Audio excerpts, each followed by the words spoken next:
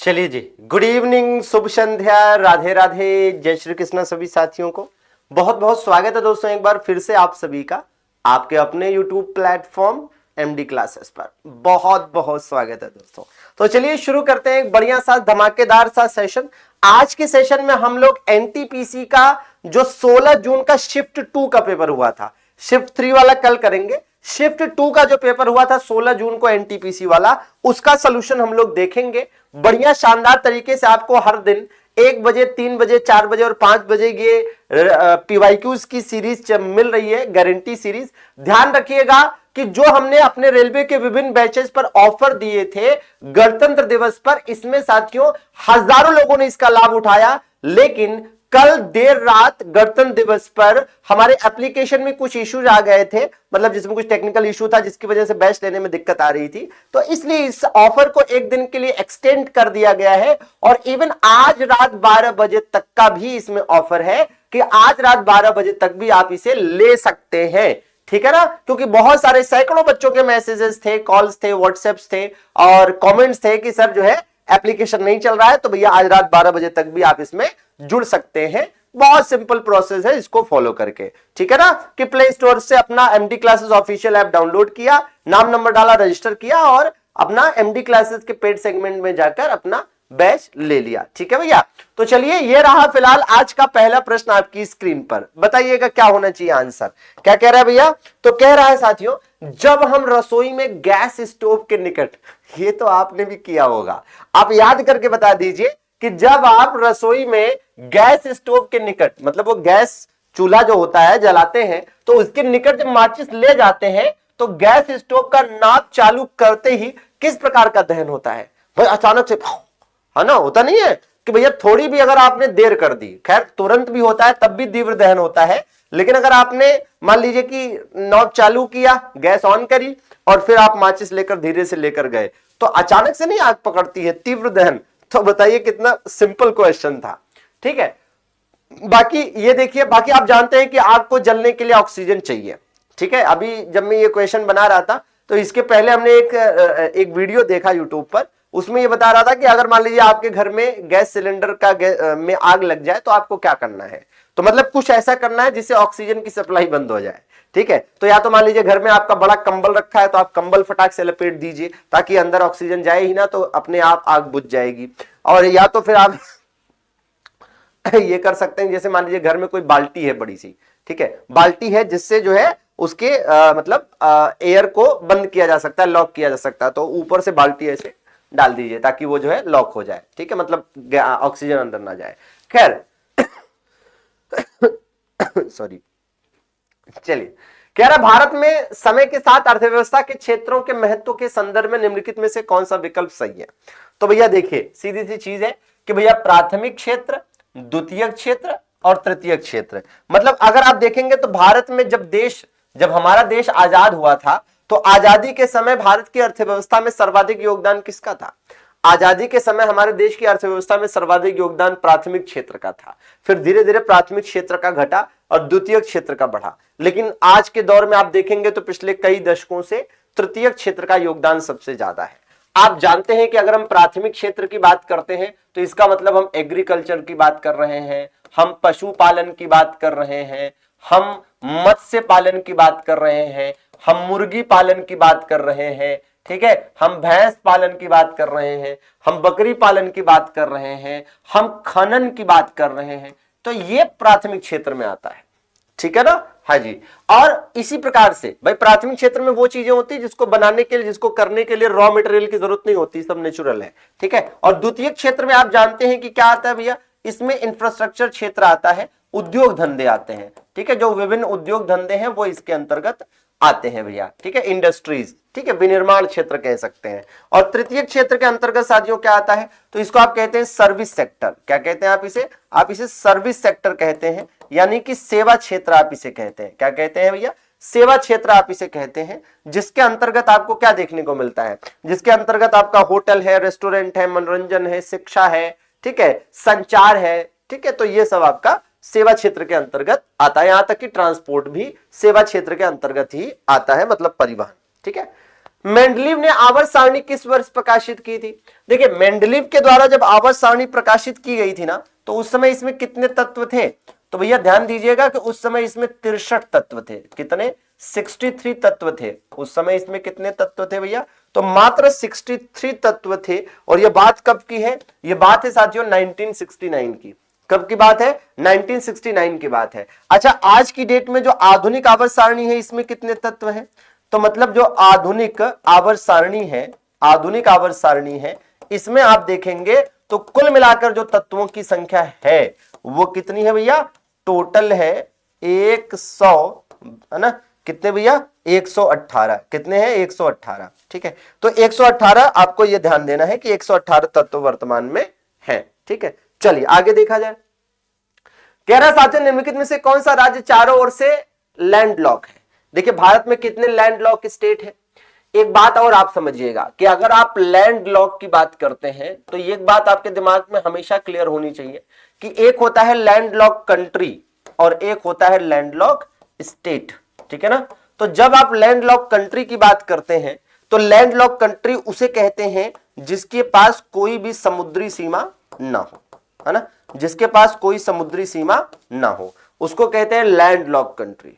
बस केवल एक ही चीज देखी जाती है कि अगर किसी देश के पास समुद्री सीमा नहीं है, जैसे कजाकिस्तान है ना, जैसे आपका मंगोलिया है, ठीक है, तो इनके पास कोई भी, है ना, समुद्री सीमा है नहीं। अफगानिस्तान के पास भी कोई समुद्री सीमा नहीं है। ठीक है, अच्छा अफगानिस्तान के पास तो है ना, अफगानिस्तान के पास, अच्छा नहीं अफगानिस्तान के पास नहीं है, ईरान के पास है। ठीक है, तो वही है कि मंगोलिया हो गया आपका, और आपका कजाकिस्तान हो गया, ठीक है, अफगानिस्तान हो गया, है ना, भूटान है, नेपाल है, इनके पास भी कोई समुद्री सीमा नहीं है। तो ये लैंडलॉक स्टेट, लैंडलॉक कंट्री कहलाएंगी। लेकिन लैंडलॉक स्टेट होने के लिए दो चीजें चाहिए। एक तो ये तो चाहिए ही चाहिए कि समुद्री सीमा ना हो, है ना, समुद्री सीमा ना हो, ये तो चाहिए ही चाहिए। दूसरी चीज एक और ये चाहिए कि कोई ना कोई भी अंतरराष्ट्रीय बॉर्डर ना हो, कोई भी अंतरराष्ट्रीय बॉर्डर भी ना हो, ये दोनों ही चाहिए होता है। ठीक है, तो अब आप देखिए कि भारत में कितने लैंडलॉक स्टेट हैं।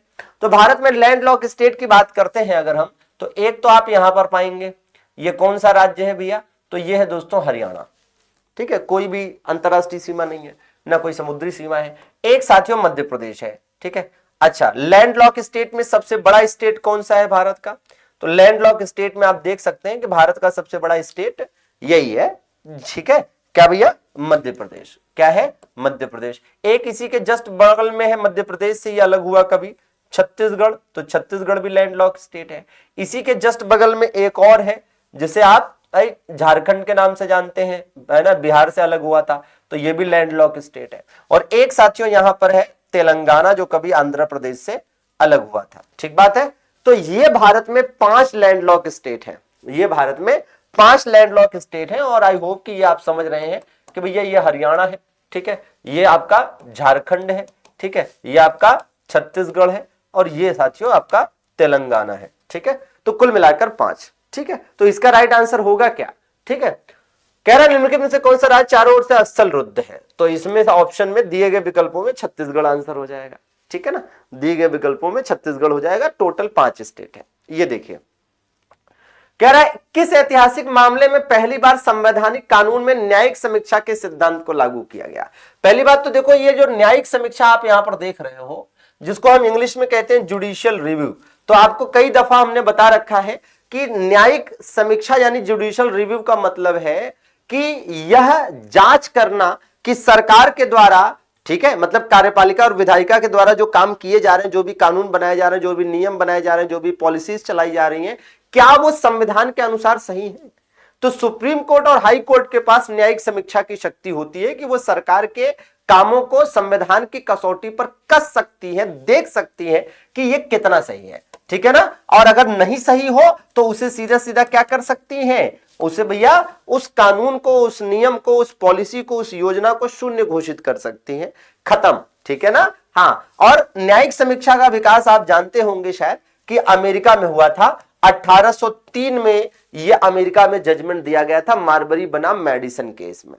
ठीक है ना, चलिए आगे देखा जाए। बाकी आप जानते हैं कि केशवानंद भारती केस काफी फेमस है इंडिया में, जिसके तहत भारत में बेसिक स्ट्रक्चर थियरी दी गई थी कॉन्स्टिट्यूशन की, यानी कि भारत के संविधान का मूलभूत सिद्धांत इसमें दिया गया था और कहा गया था कि इस मूलभूत सिद्धांत में, इस बेसिक स्ट्रक्चर में है ना, चेंज नहीं किया जा सकता, बाकी संविधान के किसी भी हिस्से में कुछ भी बदल लो। ठीक है। 1991 के आर्थिक सुधारों के बाद भारत वैश्विक व्यापार समझौते में अधिक सक्रिय रूप से शामिल हुआ। वैश्विक व्यापार एकीकरण को बढ़ावा देने के लिए भारत 1995 में किस संगठन में शामिल हुआ? तो याद करिए 1995 में WTO की स्थापना हुई थी। आप जानते हैं कि भैया क्या था कि पहले ये general agreement on trade and tariff था, जो कि 1947 में साइन हुआ था और 1948 में लागू हुआ था। ठीक है, आपको बताया हुआ है कि भैया इसमें फिलहाल ध्यान रखेंगे कि ये जो गैट है ये WTO बना। ठीक है, ये क्या बना? WTO बना। कब? 1 जनवरी 1995 को। 1 जनवरी 1995 को यह WTO बना। किस समझौते के परिणाम स्वरूप? मराकेश समझौते के परिणाम स्वरूप। मतलब जो मराकेश समझौता था, मराकेश समझौते, ठीक है, के तहत। मराकेश मोरक्को में पड़ता है। तो 1994 में कहां पर भैया? मोरक्को, जो कि अफ्रीका का एक देश है। यहीं पर दोस्तों, मोरक्को जो कि अफ्रीका का एक देश है, यहीं पर मराकेश नाम की जगह पर एक समझौता हुआ 1994 में, और इसी समझौते के तहत गैट को क्या बना दिया गया? WTO बना दिया गया। और आप जानते हैं कि WTO का हेड ऑफिस कहां पर है? जेनेवा में इसका हेड ऑफिस है। और आज की डेट में इसके 166 सदस्य हो चुके हैं। 165वां सदस्य कौन है भैया? तो कोमोरोस, आप देखेंगे इसका 165वां सदस्य है। ठीक है, और 166वां सदस्य आप देखेंगे तो पूर्वी तिमोर है। ठीक है ना, तो इस चीज को दिमाग में रखेंगे कि इसके सदस्यों की संख्या बढ़कर 166 हो चुकी है। 164वां सदस्य अफगानिस्तान था। ठीक है ना, चलिए आगे बढ़ते हैं। परिधीय तंत्रिका तंत्र, ठीक है ना, हाँ, मतलब पेरिफेरल नर्वस सिस्टम। परिधीय तंत्रिका तंत्र में अभिवाही तंत्रिका निम्नलिखित में से किसके लिए उत्तरदायी होती है?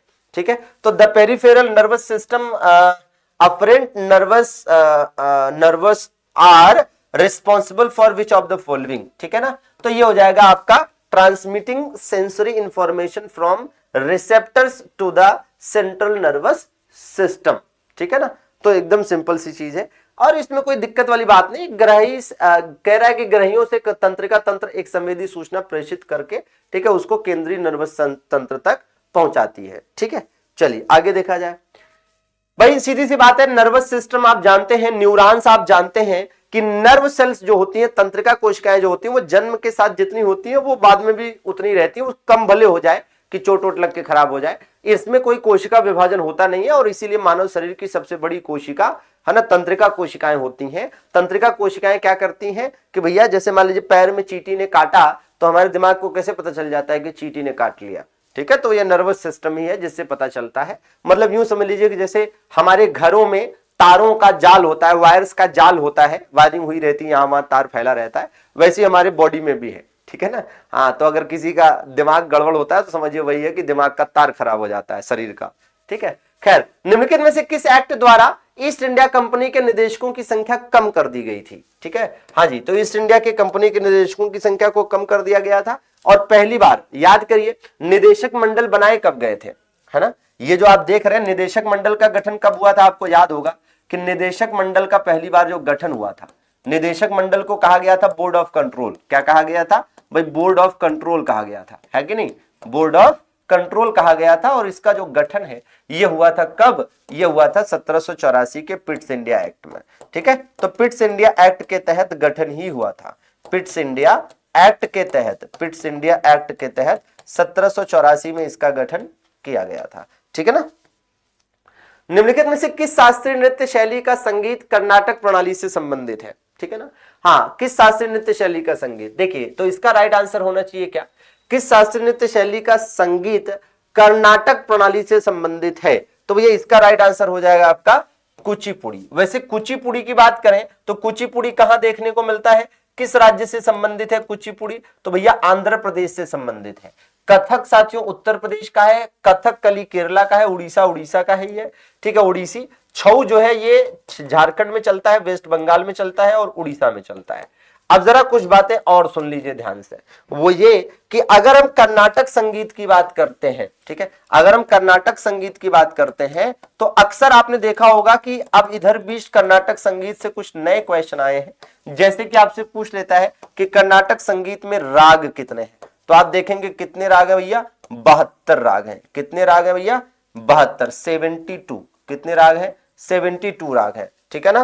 और आप देखेंगे, ठीक है, कि इनको कितने चक्र में बांटा गया है, 72 राग हैं और इनको 72, ये जो आपके 72 राग हैं इनको कितने चक्र में बांटा गया है, तो 12 चक्र में विभाजित, ठीक है। हो सकता है अगली बार चक्र पूछ ले, कितने चक्र में विभाजित, 12 चक्र में विभाजित, ठीक है, 12 चक्र में विभाजित, ठीक है, 12 चक्र में विभाजित है ये, ठीक है। और अगली बात ये है कि भैया इस कर्नाटक संगीत के जनक कौन है, तो कर्नाटक संगीत के जनक आप जानते होंगे दोस्तों, पुरंदर दास, ये भी कई बार पेपर में पूछा जा चुका है।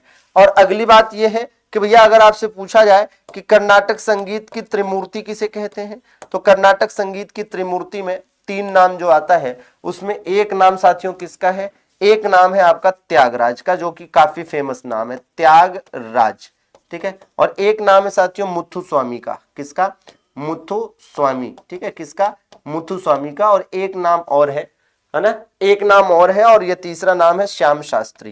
क्या नाम है भैया, श्याम शास्त्री जी, ठीक है, श्याम शास्त्री जी, ठीक है। तो ये 3 नाम आपको ध्यान रखने हैं। तो इन तीनों को सम्मिलित रूप से दोस्तों कर्नाटक संगीत की त्रिमूर्ति कहा जाता है, ठीक है ना। निम्नलिखित में से कौन सा लोक संगीत रूप महाभारत की कहानियों पर आधारित है, ठीक है, ये एनटीपीसी में 2 बार पूछा जा चुका है, ठीक है। तो भैया ये पंडवानी इसका आंसर होगा, क्या होगा, पंडवानी। पंडवानी का संबंध किस राज्य से है, तो मुख्य रूप से छत्तीसगढ़ राज्य से है। जैसे आप पंडवानी देख रहे हैं, ऐसे ही एक होता है पदयानी नृत्य, है ना, कौन सा होता है, पदयानी नृत्य। तो अगर हम पदयानी नृत्य की बात करते हैं तो इसका संबंध किस राज्य से है, तो इसका संबंध साथियों केरला राज्य से है। इस बात को दिमाग में रखिएगा, पदयानी नृत्य का संबंध केरला से है और पंडवानी का संबंध छत्तीसगढ़ से है ना। वैसे भी पंडवानी और पांडव तो याद रहेगा, ठीक है ना। चलिए, उस बिंदु का नाम क्या है जहां भारत, चीन और म्यांमार मिलते हैं, भारत, चीन और म्यांमार तीनों आपस में मिलते हैं दोस्तों, तो बताइएगा भैया क्या नाम है। तो देखिए इसका राइट आंसर होगा दीफू दर्रा, जो कि कहां पर स्थित है, अरुणाचल प्रदेश में स्थित है। वैसे तो किबीथू भी अरुणाचल प्रदेश में है, ठीक है ना। और किबीथू क्या है, भारत का, ठीक है, सबसे पूर्वी बिंदु है, सबसे पूर्वी बिंदु है, भारत का जो सबसे पूर्वी बिंदु है वो यही है, सबसे पूर्वी बिंदु, ठीक है। भारतीय संविधान के 42वें संशोधन, आप जानते हैं कि एक साथ किया गया सबसे बड़ा संशोधन है ना, भारत के संविधान का एक साथ हुआ, ठीक है, सबसे बड़ा संशोधन है, एक साथ हुआ सबसे बड़ा संशोधन है, ठीक है। तो इस बात को दिमाग में रखेंगे कि एक साथ हुआ सबसे बड़ा संशोधन है ये, ठीक है ना। हाँ जी, और इसको क्या कहते हैं भैया, इसी वजह से लघु संविधान कहा जाता है, ठीक है। 1908 का अलीपुर बम कांड आपको याद है, 1908 का अलीपुर बम कांड की बात करते हैं अगर हम, ठीक है, तो भैया इसमें अरविंद घोष शामिल थे। कौन शामिल थे, अरविंद घोष का नाम याद रखेंगे, ठीक है। ये देखिए, और आप ये भी देखेंगे कि भैया 1908 में खुदीराम बोस को भी तो फांसी हुई थी, सबसे कम उम्र में भारत में फांसी उन्हीं को हुई। किस युद्ध के बाद अशोक ने बौद्ध धर्म अपना लिया, अशोक को बौद्ध धर्म की दीक्षा किसने दी थी, याद है ना, उपगुप्त ने, ठीक है। अशोक ने बौद्ध धर्म की दीक्षा किससे ली थी, उपगुप्त से बौद्ध धर्म की दीक्षा ली थी। और कलिंग युद्ध तो आप जानते ही हैं, ठीक है। और कलिंग युद्ध, ठीक है, कलिंग युद्ध आप जानते हैं कि कब हुआ था, ये तो 261 बीसी में हुआ था, ठीक है। और कहा जाता है कि जिस समय कलिंग का युद्ध हुआ, भाई कलिंग मतलब क्या, कलिंग मतलब आज का जो उड़ीसा है इसी को कलिंग कहा जाता था। और उस समय कलिंग की राजधानी क्या थी भैया, तो उस समय कलिंग की राजधानी हुआ करती थी तोसली। क्या हुआ करती थी, तोसली हुआ करती थी, ठीक है ना।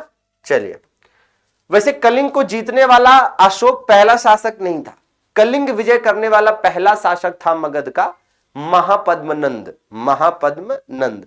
और यह खारवेल के हाथी गुम्फा अभिलेख में मिलता है। कलिंग का युद्ध अशोक द्वारा बौद्ध धर्म अपनाने के किस वर्ष लड़ा गया, तो आप जानते ही हैं 261 ईसा पूर्व, ठीक है ना। अच्छा, कह रहा रोहतांग दर्रा, देखिए एक ट्रिक मैं आपको बताता हूं, क्या भैया, हमारे, है ना, हमारे रोहित की है ना बड़ी छिपकली, हमारे रोहित की बड़ी छिपकली। तो हमारा जो रोहित है उसके हाथ एक बड़ी छिपकली लग गई है। ठीक है, हमारा रोहित, ठीक है, हमारे रोहित की बड़ी छिपकली, तो हमारे से हो गया हिमाचल प्रदेश। ठीक है, रोहित से क्या हो जाएगा, रोहित से हो जाएगा दोस्तों रोहतांग दर्रा, क्या हो जाएगा रोहतांग दर्रा। और बड़ी से क्या हो जाएगा मेरे भाई, बाड़ा लाचा दर्रा, क्या हो जाएगा, बाड़ा लाचा दर्रा हो जाएगा। ठीक है, और छिपकली से क्या हो जाएगा, शिपकिला दर्रा हो जाएगा, क्या हो जाएगा, शिपकिला दर्रा हो जाएगा। ठीक है, क्या, शिपकिला दर्रा। तो इस तरह से ये आपको ध्यान देना है। ठीक है, बाकी इस प्रश्न का राइट आंसर क्या है भैया, तो इस प्रश्न का राइट आंसर है पूर्वी पीर पंजाल पर्वतमाला पर मनाली के पास। ठीक है, जो लोग मनाली वगैरह घूमने गए होंगे उनको रोहतांग दर्रे का आइडिया है।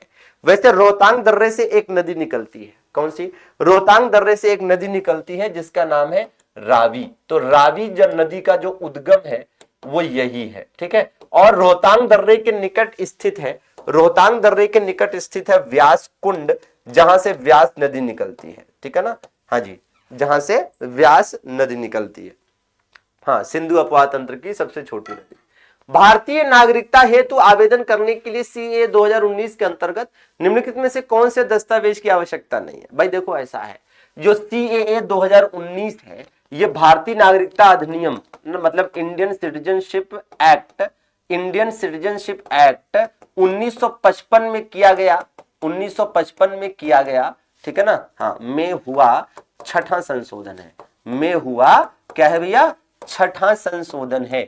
ठीक है, और इस अधिनियम में क्या है भाई, इस अधिनियम में आपसे जन्म प्रमाण पत्र नहीं मांगा जाता। इस अधिनियम में जन्म प्रमाण पत्र क्यों नहीं मांगा जाता, क्योंकि ये जो सीएए 2019 है इसमें यही तो कहा गया है कि पाकिस्तान, अफगानिस्तान और बांग्लादेश, इन तीनों में से किसी भी एक देश से कोई व्यक्ति धार्मिक उत्पीड़न की वजह से 31 दिसंबर 2014 से पहले भारत आया है तो फिर उसे भारत की नागरिकता मिलेगी। ठीक है ना, तो उसमें जन्म प्रमाण पत्र का कोई मतलब ही नहीं है। ठीक है, कह रहा बैंकिंग सुधार 1991 के आर्थिक सुधारों का हिस्सा थे। 1991 में भारत के इतिहास का सबसे बड़ा आर्थिक सुधार हुआ था। आपको याद होगा कि एलपीजी, लिबरलाइजेशन, प्राइवेटाइजेशन और ग्लोबलाइजेशन लाया गया था। इस समय देश के प्रधानमंत्री पीवी नरसिम्हा राव और वित्त मंत्री मनमोहन सिंह थे, है ना। तो भैया इसका राइट आंसर क्या है, ये नरसिम्हन समिति, क्या भैया, नरसिम्हन समिति। ठीक है, इसमें आप देखेंगे सुरेश तेंदुलकर समिति और रंगराजन समिति जो है ये दोनों तो आपके गरीबी निर्धारण से कहीं ना कहीं संबंधित है। ठीक है, तो फिलहाल इसको आपको सीधे सीधे याद रखना है। होम रूल लीग आंदोलन, भाई होम रूल लीग आंदोलन आप जानते हैं कि एक तो बाल गंगाधर तिलक के नेतृत्व में चलाया गया था। होम रूल लीग आंदोलन जो है एक तो बाल गंगाधर तिलक के नेतृत्व में चलाया गया था, और बाल गंगाधर तिलक जो है इन्होंने इसे कर्नाटक में रखा था, ठीक है, और महाराष्ट्र में रखा था मुख्य रूप से, और मध्य प्रदेश के भी कुछ क्षेत्रों में इसका विस्तार था। और इसका प्रचार इन्होंने मराठा और केसरी जो इनका समाचार पत्र था उसी के माध्यम से इन्होंने इसको किया था। ठीक है ना, मराठा और केसरी के नाम से। ठीक है ना, बाकी इधर आप देखेंगे कि एनी बेसेंट ने भी इसको चलाया था। तो एनी बेसेंट ने जो होम रूल लीग चलाया था उसमें यह था कि भैया जो तिलक जी का क्षेत्र था उसको छोड़कर, है ना, हाँ, तिलक जी के क्षेत्र को छोड़कर अखिल भारतीय स्वरूप का ये था। ठीक है ना, हाँ जी, और इनके होम रूल लीग आंदोलन को आगे चलकर 1917 में बंद भी कर दिया गया था, है ना, अगस्त 1917 में। ठीक है, इसे बंद कर दिया गया था क्योंकि जैसे ही मांटेग्यू घोषणा हुई थी, मांटेग्यू घोषणा जो 1917 में हुई थी, उस मांटेग्यू घोषणा को अगस्त घोषणा भी कहते हैं। तो उसी दौरान जो है अगस्त घोषणा या मांटेग्यू घोषणा के होते ही, ठीक है, एनी बेसेंट ने होम रूल लीग आंदोलन बंद कर दिया था, जबकि तिलक का होम रूल लीग आंदोलन कभी नहीं बंद हुआ था। ठीक है ना, तो इस बात को ध्यान रखेंगे। और इस प्रकार से इसका राइट आंसर क्या है, ब्रिटिश साम्राज्य के भीतर स्वशासन, ब्रिटिश साम्राज्य के भीतर स्वशासन। ठीक है भैया, चलिए ये बताइएगा। हाँ जी, कह रहा प्रार्थना समाज की स्थापना। तो दोस्तों प्रार्थना समाज की स्थापना 1867 में हुई थी। 1867 में ही दादा भाई नौरोजी ने, है ना, 1867 में ही दादा भाई नौरोजी ने पहली बार क्या किया था, पहली बार, है ना, पहली बार प्रयास किया था क्या निर्धारित करने का, पहली बार प्रयास किया था निर्धारित करने का, क्या, गरीबी निर्धारित करने का प्रयास। ठीक है, पर कैपिटा इनकम निर्धारित करने का प्रयास। और आपको बता दें कि 1867 में ही वर्तमान फाइनेंशियल ईयर, है ना, वर्तमान में जो फाइनेंशियल ईयर है ये स्वीकृत हुआ था। आज की डेट में जो फाइनेंशियल ईयर चलता है ना कि 1 अप्रैल से शुरू होकर 31 मार्च तक, तो ये पहली बार इसी वर्ष स्वीकृत हुआ था। और राइट आंसर है आत्माराम पांडुरंग। ध्यान रहे कि एक दादोबा पांडुरंग भी है। हाँ, तो दादोबा पांडुरंग अलग है और आत्माराम पांडुरंग अलग है। ठीक है, प्रार्थना समाज, ठीक है, एज इट इज याद रखना है। ठीक है, तो भैया ये रहा आपका किसका, ये रहा साथियों एनटीपीसी का जो 16 जून को पेपर हुआ था उसके शिफ्ट 2 के क्वेश्चंस का सॉल्यूशन। इसके आगे की चीजें हम लोग अगले दिन देखेंगे। आप जानते हैं कि हर दिन आपको 1 बजे, 3 बजे, 4 बजे और 5 बजे ये क्लासेस गारंटी सीरीज मिल रही है, जिसमें हम पीवाईक्यूज के क्वेश्चन करा रहे हैं और कोशिश है कि आपको ये समझा पाए कि कैसे क्वेश्चन ट्रेंडिंग में है और कैसी तैयारी आपको करनी है।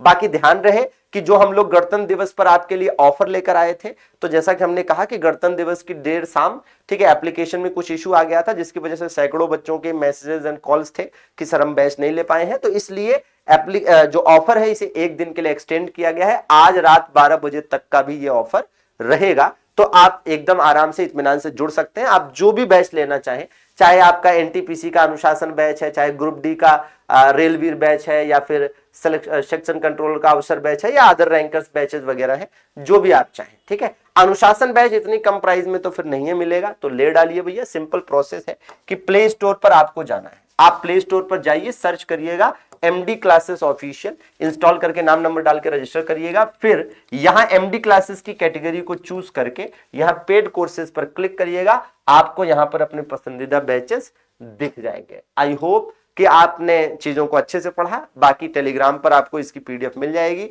मिलते हैं कल फिर शाम को 4 बजे। अगली क्लास रीजनिंग की है मुकेश सर की, तो जरूर जुड़ें। आभार, धन्यवाद।